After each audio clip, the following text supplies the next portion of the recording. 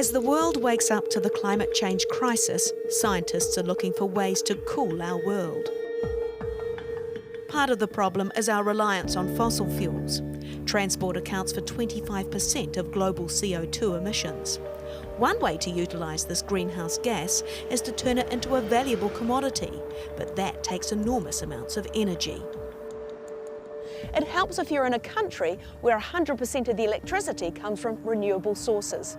I'm Emma Keeling in Iceland, where carbon dioxide is being used to make a carbon-neutral fuel. Just outside of Reykjavik is Carbon Recycling International's demonstration plant.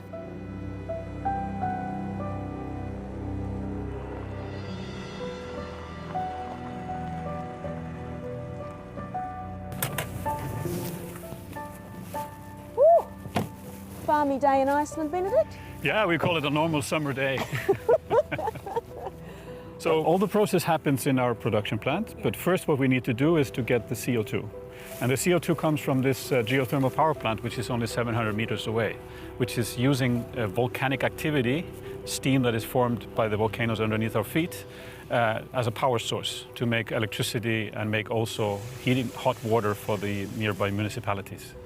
And there are a couple of byproducts that come up with the steam, and one of them is sulfides or hydrogen sulfide, which is has the rotten egg smell, and then this invisible molecule CO2, which is also emitted into the air, but we want to borrow that molecule and use it in our process. You go first. Then I've got something to fall on, Benedict. Built in 2012, CRI became the world's first company to produce and sell methanol made from waste CO2. This is your demonstration plant, so it's not huge, but how much methanol are you making here? Yes, this was a big leap forward for us to go from lab scale to this scale. And here we can make 12 tons per day or 4,000 tons per year, which is still small in the context of chemical plants or let alone oil refineries, but it's a big leap forward in terms of the development of this type of process and technology. So 4,000 tons of methanol, what's that equal to in oil, say? So people usually measure oil in terms of barrels, so it's about 15,000 barrels of oil equivalent per year. But if we look at it in terms of the number of cars that are now able to drive on what is virtually electricity, because we are transforming electricity into a fuel. So it's like we would have put 2,200 to 2,500 electric cars on the road in one go with the consumption from this plant. And then eventually we'll get into the same region as, for example, methanol plants are today, which are using natural gas or coal. So then we're talking about 1 million tons of methanol per year, or 1.5 million tons of CO2 that we would be reprocessing. But this is still, of course, one of the most promising technologies to really go to mega scale in that sense. Looking at the plant's operational screens, it's hard to understand how that technology works. Instead, we're going to leave the plant and head into the lab. To make methanol, they take CO2 from the geothermal plant and hydrogen, which is created at CRI's plant.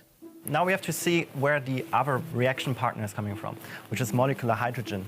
Normally it's made by reforming of hydrocarbons, but that's a non-sustainable way. So we are looking at something that is called electrolysis.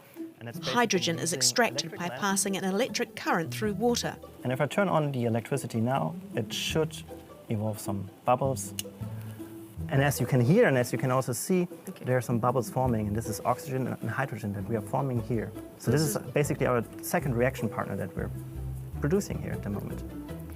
So now you know how you get our CO2, our hydrogen, and basically we now have to combine them. And this is going to be done in a reactor that I'll show you here. You've hidden your reactor in a cabinet. Well, this is because of safety issues, of course. I mean, we're doing that at high pressure. You can't do that at ambient pressure. So we mix the two gases that we now produced, so CO2 and hydrogen, and compress them to a certain reaction pressure that we need, and then introduce them in our reactor. And this reactor is filled with a catalyst. And this catalyst looks like small pellets that we are using. And that's made of different materials. Mostly those are metals. Okay. But this is top secret because this is all part of your...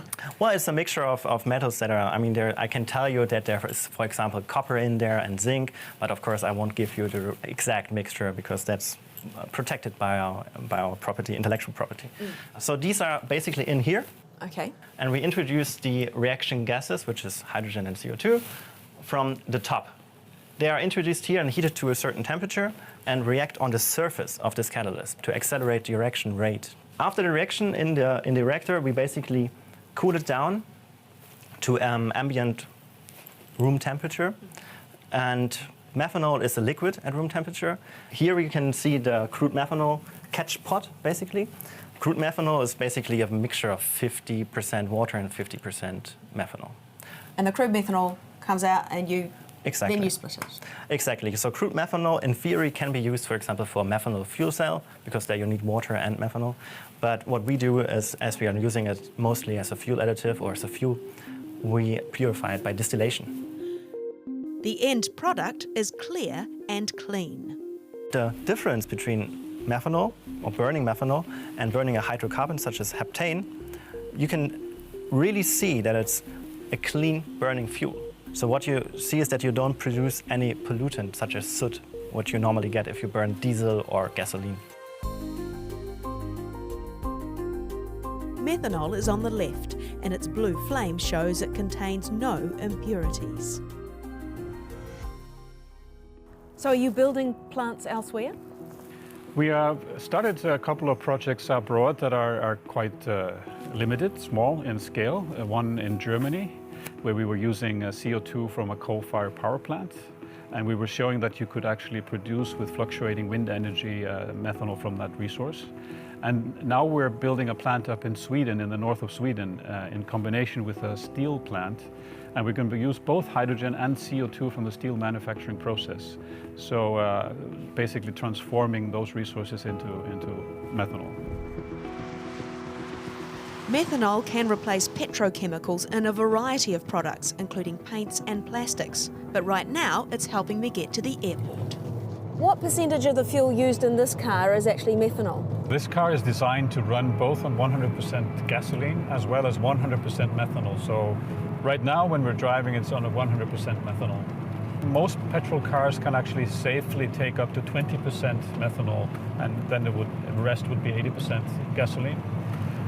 But you also have what are called flex fuel vehicles, which can take much larger amounts, because then the engine can actually adjust to the amount of oxygen that the fuel contains. So are there any emissions created from using methanol? Even if we have 100% renewable energy, we still have a tiny amount of CO2 embedded in the energy. So we deduct that. So we basically say, from a well-to-wheels perspective, we're reducing carbon emissions by 90%, so not quite 100%. So if methanol is as great as it sounds, do we really need fossil fuels anymore? We certainly don't want to continue to use fossil fuels, but it will take some time before we can completely, of course, rid ourselves of them, so to speak. And but there's nothing that prevents us from switching to entirely 100% renewable methanol.